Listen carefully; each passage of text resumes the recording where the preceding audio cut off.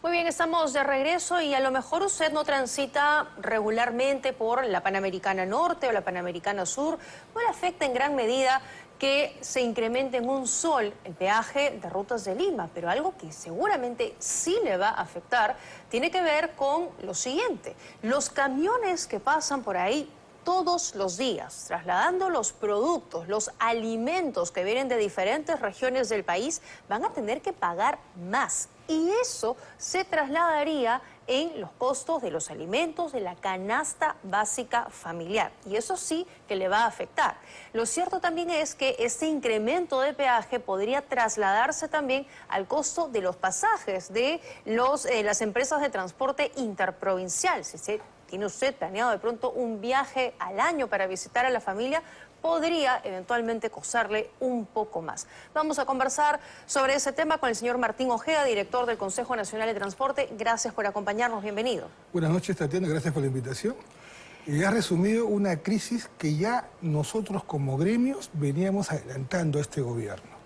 El incremento de los peajes es una parte considerable de los costos operativos de todas las empresas de transporte público, sea de carga, que en este caso era un 15%, o sea de pasajeros, que son menos ejes, un 6%.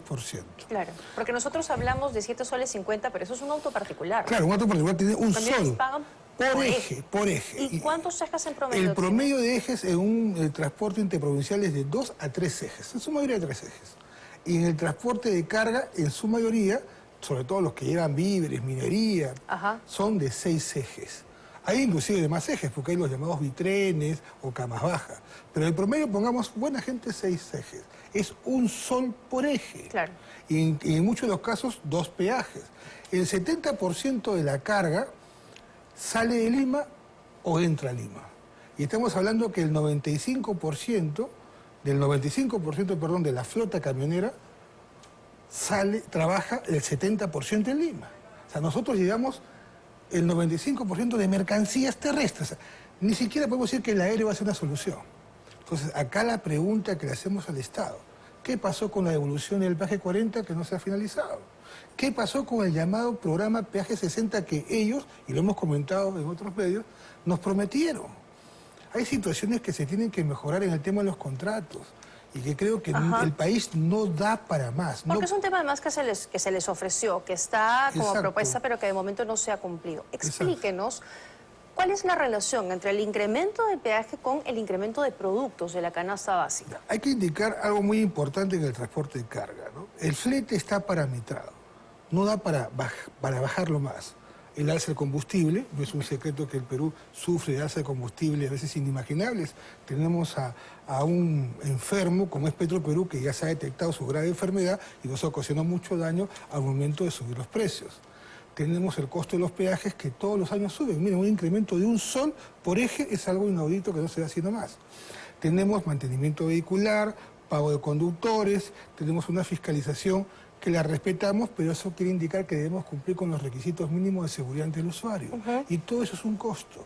Si tenemos un costo del combustible que abarca el 53% al 57% de sus gastos operativos, y tenemos un peaje que sube del 14 al 24%, lógicamente que con un flete tan reducido por el contrabando de combustible que viene de Bolivia, contrabando de combustible que viene de Ecuador, donde los precios se van abajo, al empresario formal que compra su combustible, que paga su peaje, que paga derechos laborales, lógicamente va a volver a decir: ¿quién puede cubrir ese costo que me está subiendo el peaje? No y a eso le sumo algo más, y es el tiempo que uno demora en el tráfico o esperando también para llegar al peaje, ¿no? Para pagar. Mira, nosotros hemos viajado, somos director internacional de la SIC, es el gremio más grande de América continental. Y ahí todos los países discuten su problemática. En ningún país de América continental vas a ver un tráfico en el peaje. ¿Por qué? Porque el principio fundamental de un peaje es la transitabilidad y la viabilidad en el uso. Por eso que se llama que uno pase rápido, pagas para avanzar rápido. ¿Cuál es el principio? El llamado TEP. ¿Qué es el TEP? Tiempo de espera en cola. En todos los contratos que se han firmado, y pues una pregunta a Ocitran, y una pregunta a la municipalidad que fiscaliza los contratos de concesión de peajes, ¿por qué no se respeta el tiempo de espera de escuela? Estás 30, 45 minutos todos los días, cuando la norma señala su contrato que si esto dura más de 30 días se tiene que levantar la baranda cuando pasen los 5 minutos. ¿Alguna vez alguien ha experimentado eso en el Perú? No, imposible.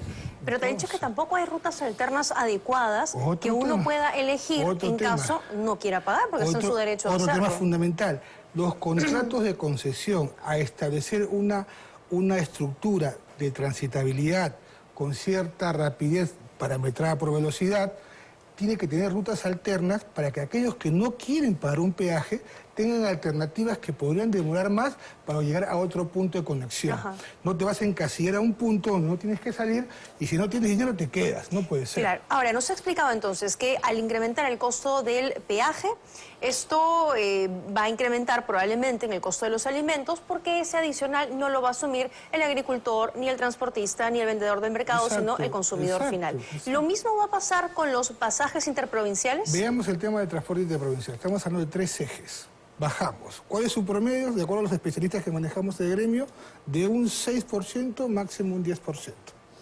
Entonces, va a haber empresas que acá no podemos concertar precios. Acá cada empresa es libre de establecer si aumenta o no aumenta. Pero el común denominador del gremio de transporte interprovincial es respeten nuestros derechos. Tal vez no subamos, pero queremos las promesas y los derechos como transporte público que tenemos, como pasa en Brasil, como pasa en Chile. La devolución del peaje que se concertó, que estábamos comentando al comienzo de la entrevista. Que no ¿Se van a reunir con el ministro? Hemos pedido ya cita con el ministro, hemos hablado con sus asistentes.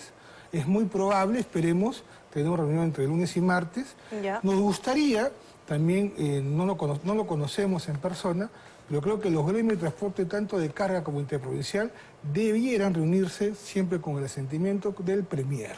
Porque como tú sabrás, Tatiana, hay decisiones técnicas que tienen que tener el visto bueno de la decisión política. Y creo que ese cortocircuito entre una posición técnica y política está haciendo mucho daño a este gobierno. Bueno, esperamos conocer entonces los acuerdos de esa reunión y que todo llegue a buen puerto. Gracias señor Tatiana. Ojeda, por habernos Gracias. acompañado esta noche. Hacemos